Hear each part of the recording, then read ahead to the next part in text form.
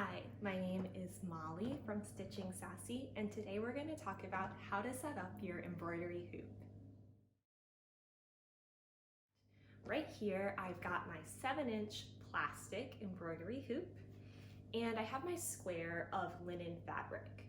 You'll want to cut your fabric maybe 3 to 5 inches larger than the size of your hoop. That's because when you put them on top of each other, like this, you want to have enough overhang on the sides that you don't have to worry about the edges fraying into your actual project, but you also don't want so much overhang that it'll start getting in the way as you're working on your stitching. So for my 7-inch hoop, this is about a 10 or 11-inch square of fabric, and I think that size is just about perfect. Prior to putting your fabric into your hoop, you might want to think about a couple of ways in which you can finish the edges. Keep in mind that the edges are going to get cut off at the very end, so it's not like they have to be perfect, they don't have to be pretty, but it can make a big difference in how comfortable you are while you're actually stitching. So here I have an example of 4 different ways that you can finish the edges of your fabric. Side one here is just completely unfinished linen. It was cut with straight scissors, and as you can see, it's fraying quite a bit. Not only is that a little bit annoying just to look at, but what you really don't want is for the fabric to start to fray so much as you work with it that the frays make their way down into your actual project, damaging the fabric of your actual project. That's really not good. We want to finish the edges somehow. So option 1 is pretty easy. It's just taking a piece of painter's tape or masking tape and folding it over the edge of your project. That totally encases the edge and prevents it from fraying.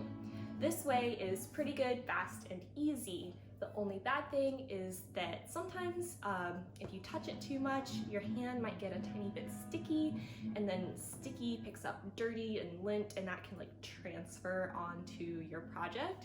Method number 2 would be folding over the edge of the fabric a little bit and sewing it down with just a quick and dirty running stitch. And I just use an embroidery floss that I don't like very much here because remember, it's getting cut off at the end anyway. Method number 3 is my favorite and the one that I use all the time. So this is just this little zigzag edge, and that was cut with pinking shears. So pinking shears, as opposed to straight scissors, they have this zigzag-like edge that just cuts this little zigzag pattern in the fabric.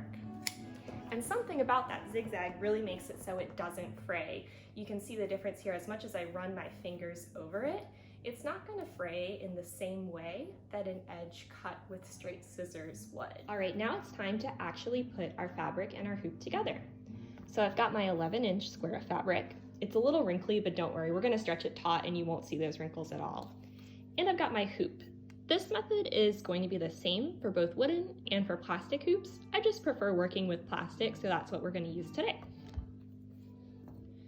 The first thing that you'll want to do is separate the different halves of the hoop from each other. So you'll start by unscrewing this little nut right here.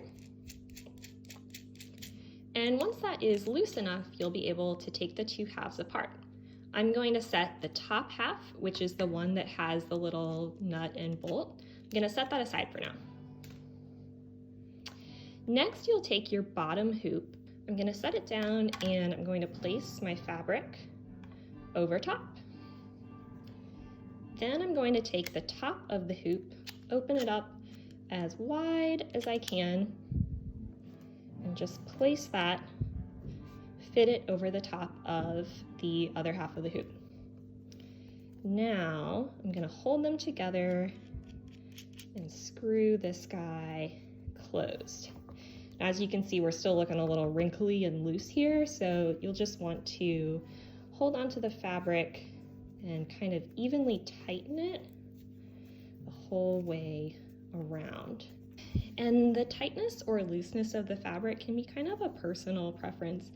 I like it pretty drum tight.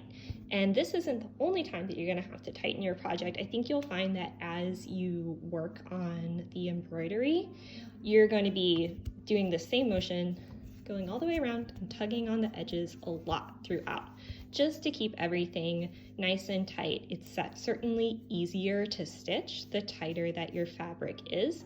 It also helps you keep a good thread tension so that you don't get wrinkles or puckers in your fabric. And that's pretty much it. Your hoop is set up. The next thing that we're going to do is transfer the pattern, and then we'll be ready to start stitching.